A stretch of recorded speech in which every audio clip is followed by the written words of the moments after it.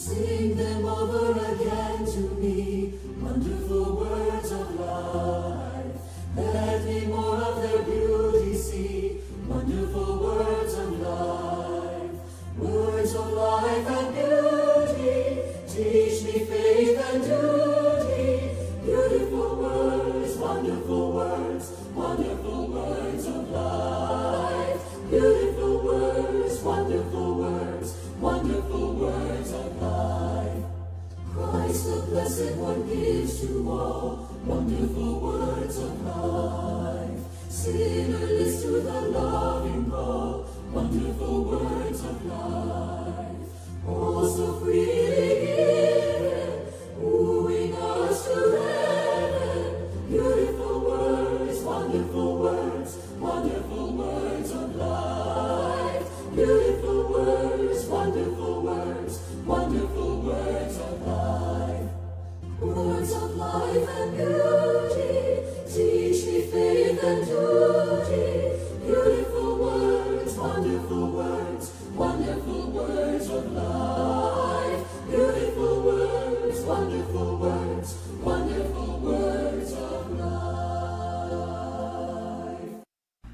Para po sa linggong ito, narito po ang ating daily Bible reading schedule.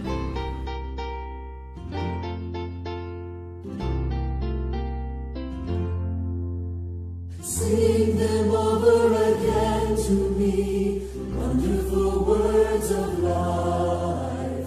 Let me more of their beauty see, wonderful words of life. Words of life and beauty, teach me faith and duty. Beautiful words, wonderful words, wonderful words of life. Beautiful words, wonderful words, wonderful words of life. Christ the Blessed One gives to all wonderful.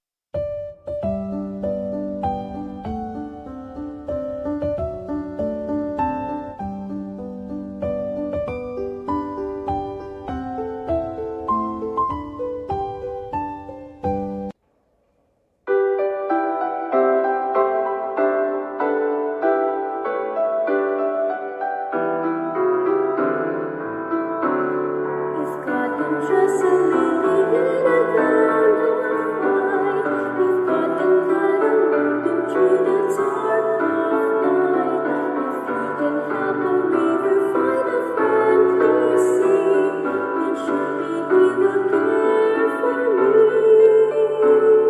If God can paint a rainbow when the rain is gone, if God can give a summer rain a gift of sun, if He can teach a nightingale a melody, then surely He will care for me.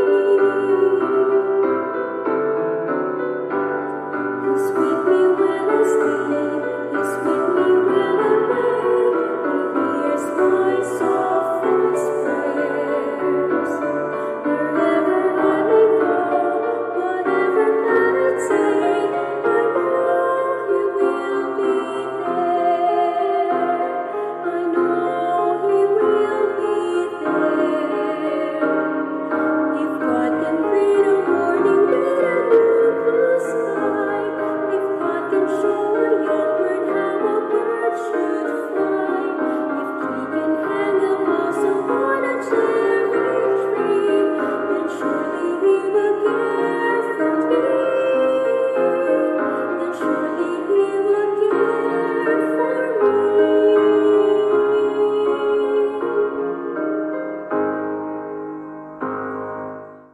Amen po. Isang mapagpalang hapon po sa bawat isa. Brother Jason po muli para po sa ating daily devotion online ministry, ang salita ng buhay.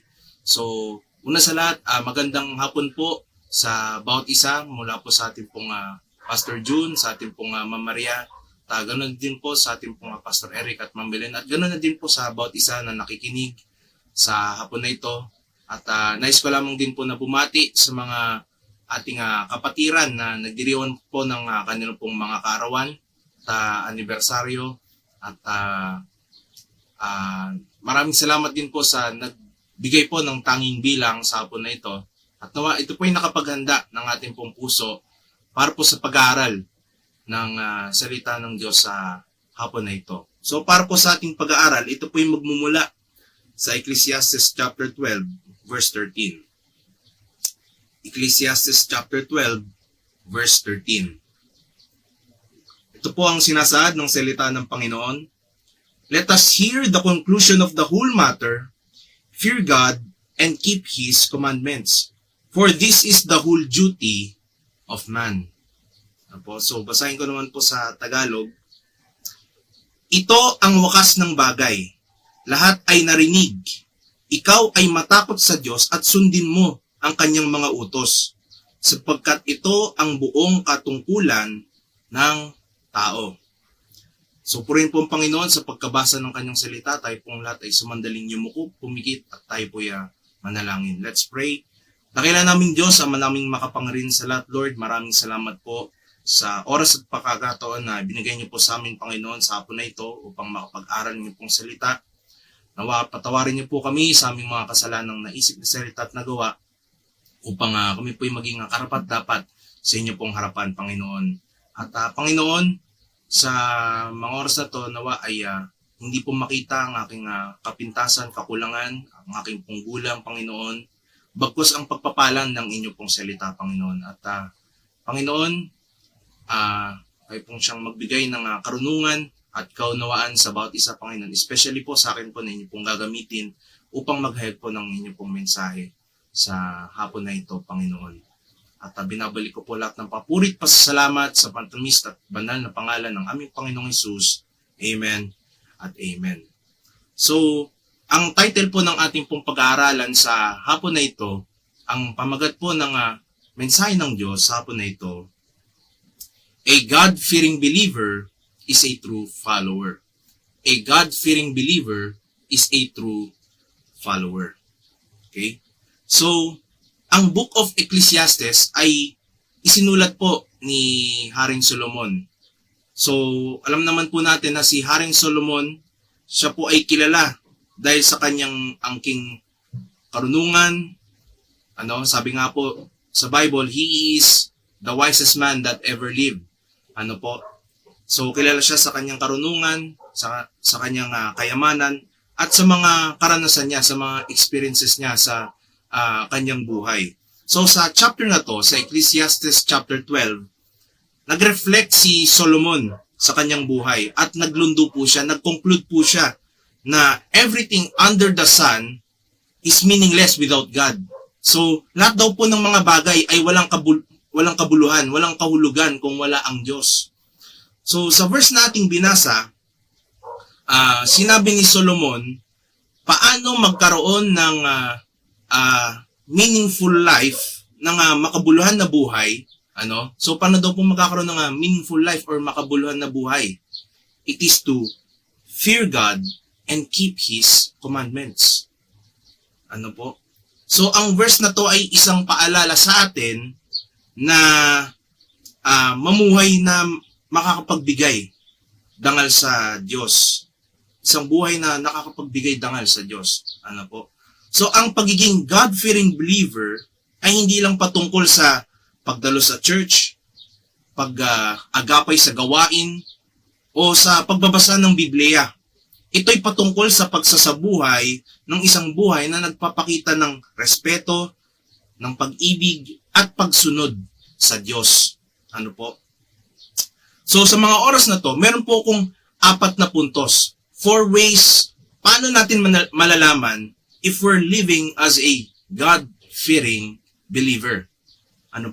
So, para po sa akin pong main points, a God-fearing believer, number 1, a God-fearing believer respects God.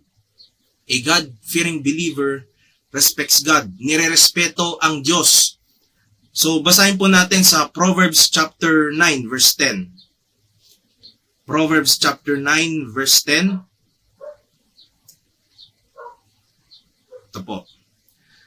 The fear of the Lord is the beginning of wisdom, and the knowledge of the holy is understanding. So, ang pagkakaroon daw ng takot sa Diyos ay ang pasimula ng karunungan. So, hindi po ito yung takot na sa Diyos na nasisindak. Pero pwede din kung ito naman ay makakapaglayo sa atin sa kapamakan. Pero ito yung takot sa Diyos dahil nirerespeto natin siya. Ano po? Respecting God means nire-recognize natin yung authority and power na meron siya sa ating mga buhay. Ano po? Ito'y patungkol sa pagkakaroon ng puso na nakakapagbigay dangal sa Kanya sa lahat ng bagay na ating ginagawa.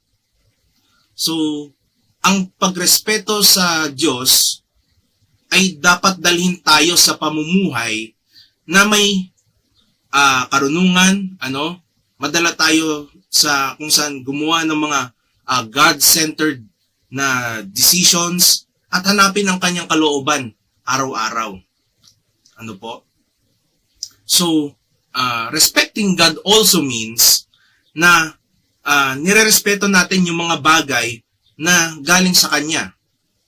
So, ano po yun? Our bodies, yung ating pong katawan, our time, our treasures, and our talents. Ano po? So, nire-remind tayo ng Romans chapter 12 verse 1 at ng 1 Corinthians chapter 6 verse 19 to 20 ng ating katawan ay isang haing buhay or living sacrifice at templo ng banal na Espiritu. So, maganda po, may tanong natin sa ating mga sarili, yung mga personal choices ko ba nagbibigay respeto sa Diyos? Pinahalagan ko ba yung presensya niya sa buhay? Ano po? So, maganda po, let us honor God with our words and actions. So, how you speak, how you dress, and behave should reflect your respect for Him. So, bigyang dangal natin ang Diyos sa ating mga salita at sa ating mga gawa, kung paano tayo magsalita, kung paano tayo manamit, at kumilos. Dapat ito po ay magpakita ng respeto sa Kanya. Ano po? So, evaluate po natin yung ating pong mga daily habits. Nakakapaglapit po ba sa atin to sa Diyos? O nakakapaglayo? So, that is our first point. Ano po? A God-fearing believer, number 1, respects God. Secondly, a God-fearing believer regards God. Ano po? So, basahin po natin Matthew chapter 6 verse 33. Matthew chapter 6 verse 33. But seek ye first the kingdom of God and His righteousness, and all these things shall be added unto you. So, to regard God means pinaprioritize natin siya. Higit sa lahat ng mga bagay. Ano po? Ito'y patungkol sa pag-una natin sa kanyang mga salita, sa kanyang mga utos, at naisin niya sa ating mga buhay. Kapag tunay na niregard natin ang Diyos, pero yung mga priorities natin ay kapag tunay na niregard natin ang Diyos, siya ang magiging pundasyon ng ating mga plano at pangarap. Amen po? So, madaling sabihin na inuuna natin ang Diyos, pero yung mga priorities natin ang maghahayag ng katotohanan. Ano po? Mas nagbibigay oras ba tayo sa social media, sa ating mga trabaho, ano po, kaysa kausapin ng Diyos sa panalangin, mas inuna ba natin yung ating mga pansariling kagustuhan over our spiritual growth? Nawa, umpisan po natin ang bawat araw by asking God, ano ba yung nais niya sa ating buhay? At nawa, ipagkatiwala po natin sa Diyos yung ating mithiin na meron tayo, kung ano mang mithiin ang meron tayo sa ating pong mga buhay. With that, nire-regard natin ang Diyos. Nagtitiwala tayo na gagabayan niya tayo. Amen po. So, A God-fearing believer respects God. A God-fearing believer regards God. Thirdly, a God-fearing believer represents God. Nire-representa ang Diyos. Ano po? So basahin po natin 2 Corinthians chapter 5 verse 20. 2 Corinthians chapter 5 verse 20.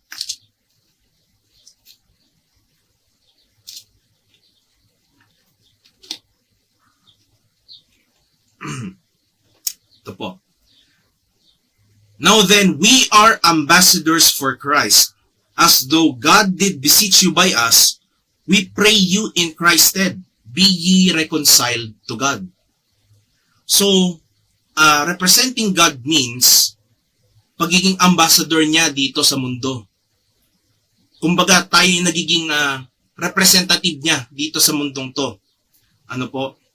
As a God-fearing believer, dapat pinaparamdam natin at pinapakita natin yung pagmamahal, yung biyaya at katotohanan na meron ang Diyos sa mga taong nakakasalamuhan natin sa labas. Ano po? So yung buhay natin ay dapat nagtuturo papunta kay Kristo sa mga di pa nakakilala sa Kanya. At ang pagiging ambassador for Christ ay hindi lang patungkol sa pag-share patungkol sa Kanya. Patungkol din to sa pamumuhay na naiiba sa kanila. Nakikita dapat ng mga tao si Kristo sa ating mga buhay. Amen po? Kapag may someone na hindi pa nakakilala kay Kristo at tumingin sila sa ating buhay, makikita ba nila si Kristo sa ating buhay? O wala ding pinagkaiba sa kanila? Nawa isipin po natin, paano natin maipapakita ang karakter ng Diyos sa mga tao? Maging mabuti tayo, maging mapagmalasakit tayo sa kanila. At kapag dumating ang pagkakataon na maisishare natin si Kristo sa kanila, malaki ang tsansa na mag-accept sila. Bakit? Kasi nakikita sa ating buhay eh. Ano po? So ayun po yung ating third point. A God-fearing believer represents God. So, hindi lang po a God-fearing believer represents God, hindi lang po a God-fearing believer regards God and respects God. And fourthly and lastly, a God-fearing believer relies on God. Ano po? So, ito na po yung ating huling point. Ano po? A God-fearing believer relies on God. Sumasandig sa Diyos. So, basahin po natin Proverbs chapter 3 verse 5 to 7. Bagamat alam na po natin to, ano po? Ito po ang sinasad ng salita ng Panginoon. Trust in the Lord with all thine heart, and lean not unto thine own understanding. In all thy ways acknowledge him, and he shall direct thy paths. Be not wise in thine own eyes, fear the Lord, and depart from evil. Ano po? So, relying on God means putting our trust on Him. Especially sa mga pagkakataon na wala tayong katiyakan what might happen next. Ito po'y patungkol sa pagkakaroon ng faith, ng pananampalataya sa Panginoon na ipoprovide niya yung ating mga needs at i-guide tayo through challenges. So, maraming mga tao, especially mga kabataan, mga kabataan ang nagsistruggle with anxiety patungkol sa kanilang future, grades, careers, relationships, kasi pakiramdam nila na nahuhuli sila. Pero bilang mga Kristiyano, tinatawag tayo ng Diyos na magtiwala sa Kanya ng buong puso. Kahit na hindi natin maunawaan ang Kanyang mga plano. So nawa, kapag tayo'y kumakaharap sa isang mahirap na desisyon o pagsubok man yan, pause and pray. Surrender natin lahat ng alalahanin natin sa Diyos at magtiwala tayo sa Kanyang timing at plano para sa atin. So para po sa ating pagtatapos, nire-remind tayo ng Ecclesiastes na isa sa ating purpose is to fear God and keep His commandments. Isa po sa ating layunin o sa ating katungkulan bilang mga Kristiyano ay matakot sa Diyos at i-keep yung kanyang commandments. Kaya let us choose to respect Him, let us choose to regard Him, let us choose to represent Him, and let us choose to rely on Him sa lahat ng bagay na ating gagawin. Kapag numuhay tayo na may takot sa Diyos, fino-fulfill natin yung purpose na dinisenyo ng Diyos para sa ating buhay at nakakagawa ito ng eternal impact sa mga taong nakapaligid sa atin. So may share ko lang po di naman po sa pagbubuhat ng aking bangko. Tulad po nung time na nasa senior high school pa po ako, I was very vocal sa aking pong faith. Baguhan pa lang po kasi ako noon 2022 to 2024 po. So every time na may opportunity na ma-share ko yung faith ko through projects or presentations man yan, na-share ko. Mostly and karamihan naman sa kanila ay malugod naman itong tinatanggap at nakikinig naman sila. Pero syempre, di po mawawala yung mga taong nakataas ang kilay. At pagtatawanan ka dahil sa ginagawa mo. There was a time na nag-ayos po kami ng seating arrangement kasi po second semester na po namin sa senior high school at that time. So panibagong setup, panibagong seating arrangement, So may nagsabi po nun sa makakatabi ko na, nako, yari ka dyan, mapapa-Bible study ka dyan. So, kung iisipin ba natin kung nakaka-discourage po Kumbaga parang mahihiya ka na ipakita yung faith mo. Pero alam niyo po, di po ako nagpa-apekto. So, dahil doon, I still continued to share God's word, to share my faith sa kanila. A year later, laking gulat ko. Sabi niya sa akin yung nangutya po sa akin, Kuya, nag-church na ako. So, then from there, mas naging curious siya sa Bible. So, hindi lang po siya yung mga kaklasikong nagkaroon ng ganong experience, So, marami pa po. So ano yung gusto ko pong puntuin dito? If we live as a God-fearing believer, may impacto sa mga taong nakapaligid sa atin. Amen po? Maring tayo yung gamitin ng Diyos para may makakilala pa sa Kanya. Kaya wag tayong matakot na maging iba. Don't be afraid of being different. Kasi nakaset talaga tayong mga Kristiyano na maging different, na maging iba sa mundo. So, living as a God-fearing believer ay hindi lang one-time commitment. It's a daily choice. So, it's an indicator that we are His true followers. So, it's an indicator na tayo po ay tunay na mananampalataya if we fear God. So, kaya kung kiniklaim natin na tunay tayong mananampalataya, yet hindi nakikita sa ating buhay, choose today to respect, to regard, to represent, and to rely on God. So, I hope and I pray ito po'y nagsilbing hamon at pagpapala po sa bawat isa. So, a God-fearing believer is a true follower. So, a God-fearing believer respects God, regards God, represents God, and rely on God. So, para po sa ating pagtatapos, tayo pong lahat ay sumandaling yumuko, kumikit, tayo po ay manalangin. Let's pray. Dakilan naming Diyos, Ama namin makapangyarihan sa lahat, Lord. Maraming salamat po sa inyo pong salita na nahayag sa hapon na ito. At nawa Panginoon, ito po'y tumimo po sa puso ng bawat isa. Nawa Panginoon, if we're truly claiming na kami po'y inyo pong tagasunod, nawa makita po sa aming buhay na kami po'y tunay na inyo pong tagasunod. At nawa makita po sa amin, Panginoon, at nawa makita niyo po sa amin na we are respecting you, that we are regarding you, that we are representing you, and that we are relying on you, Panginoon. And nawa, Panginoon, help us, Panginoon, na maging God-fearing sa iyo, Panginoon, na matakot kami sa iyo, Panginoon.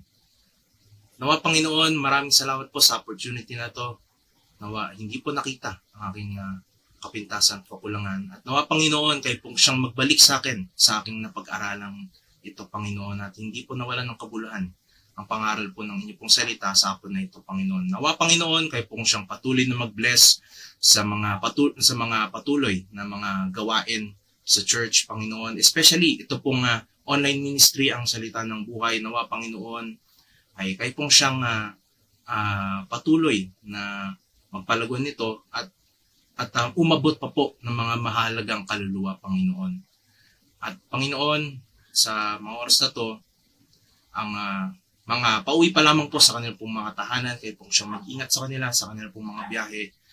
At binabalik ko po lahat ng papurit, pasasalamat sa matamis at banal na aming Panginoong Hesus. Amen at Amen.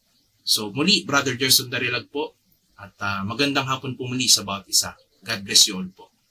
Kung nais mong tanggapin si Jesus bilang Panginoon at sariling tagapagligtas, maaari mong sundan ang panalangin na ito. O Diyos amang banal sa langit, kinikilala ko po ang aking mga kasalanan at ngayoy pinagsisisihan ang lahat ng ito. Ang iyong anak na si Jesus ay namatay at muling nabuhay para sa akin. Kaya't binubuksan ko ang pintuan ng aking puso. Inaanyayahan kitang pumasok, O Jesus, sapagkat tinatanggap kita bilang Panginoon at sariling tagapagligtas. Salamat sa buhay na walang hanggan na iyong ipinangako.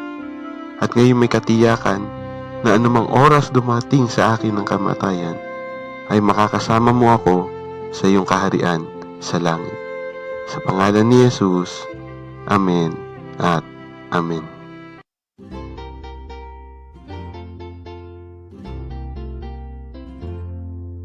Sing them over again to me, wonderful words of life.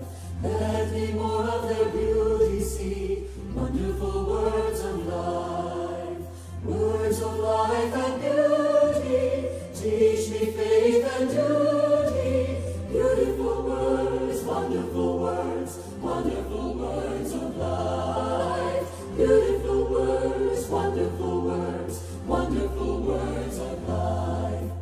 Christ the Blessed One gives to all wonderful words of life. Sinner list to the loving call, wonderful words of life.